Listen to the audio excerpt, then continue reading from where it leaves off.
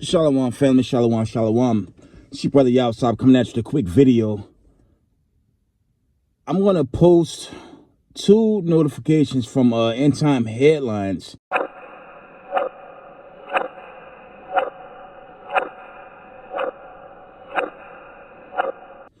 that shows as of today, it's about 12:19 a.m. Eastern time. When you look at the post, it's very clear America has sent out a fighter jet, but it's like one of these B-2 bombers, okay?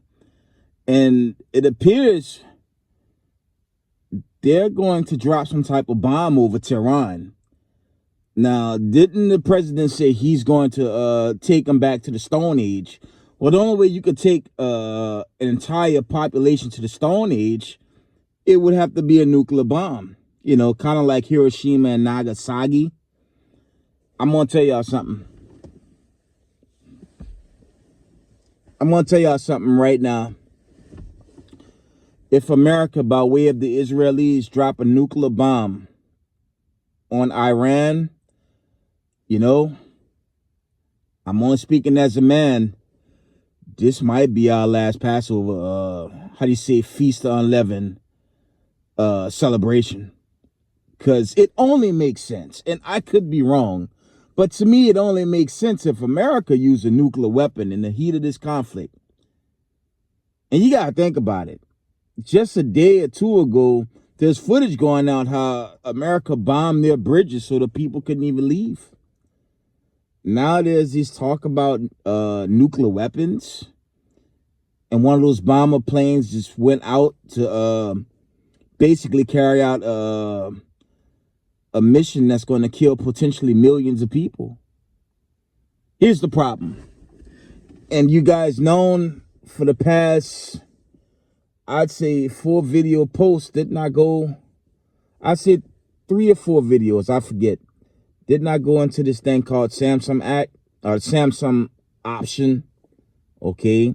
And it appears the United States is going to do it all. It appears the United States is going to do this in behalf of Israel. But this is the big problem. What if it's a nuclear bomb that get dropped on Tehran? What happens when the nations respond? Myself, okay, all the camps of Masha Yashala, all the Israelite brothers, you know, posting their exhortation videos. We have been warning about Revelations, the 17th chapter. Okay, the latter verses in Revelation 17. Because I can't imagine the rest of the world's going to sit idle if a nuclear bomb is dropped on Iran today. Okay, at some point today or tonight. Again, it's only 12:20 a.m., but the deadline is due today.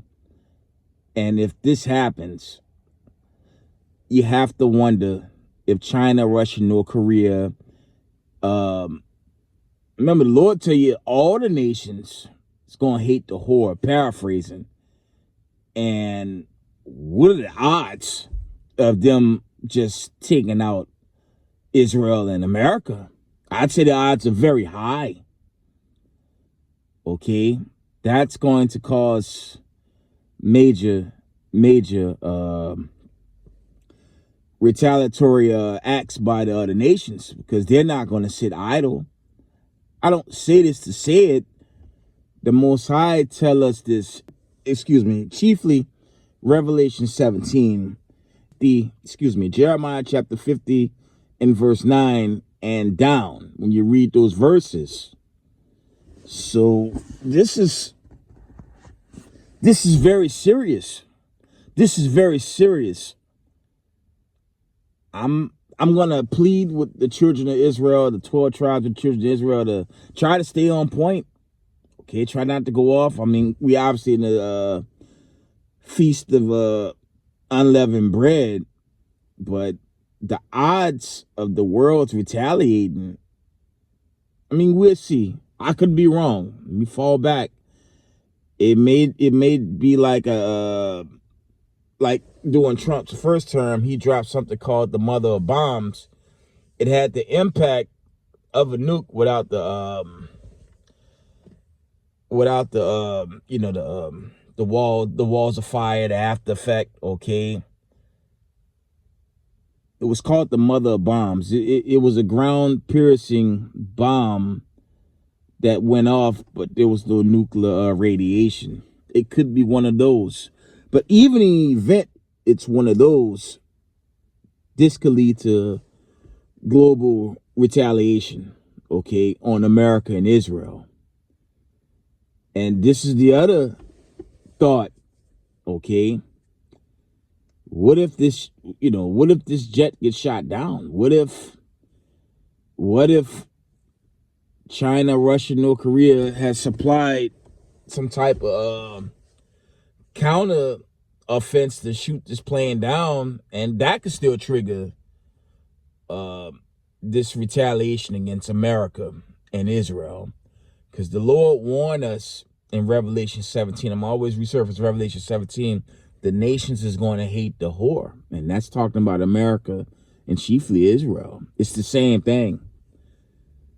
Okay, and I have my sword in front of me, but the Lord tell us in 2 Peter 3:10, the Lord gonna come as a thief in the night. 2 Ezra 7:43, I'm gonna try to paraphrase. Said the day of doom will be the end of this time, and the end of corruption is past. And I'm trying to paraphrase it. I kind of jack that up, but this is the side of corruption, and righteousness is going to take over. Okay, I can quote 2 Ezra 6:9. It says, "For Esau is the end of the world, and Jacob is the beginning of it that follow it." Okay, but to my point, if they drop a nuclear bomb today, I don't know, y'all. I could be 100% wrong, but there's this huge what if. Okay, keep the commandments. Try to stay focused, because if a nuclear bomb is dropped on Iran, I'm guaranteeing something major is going to follow, and I'm going to pray it's our exodus out of here, because the nations have to shoot the arrows at chiefly the United States of America to bring in Revelations 11, Joel 3, okay, Ezekiel 20:34, Ezekiel 39, Isaiah 43:1 and 2. The exodus of the 12 tribes of the children of Israel. I hope so. I'm only hoping, but I could be wrong. Okay. Shalom, family. Stay tuned.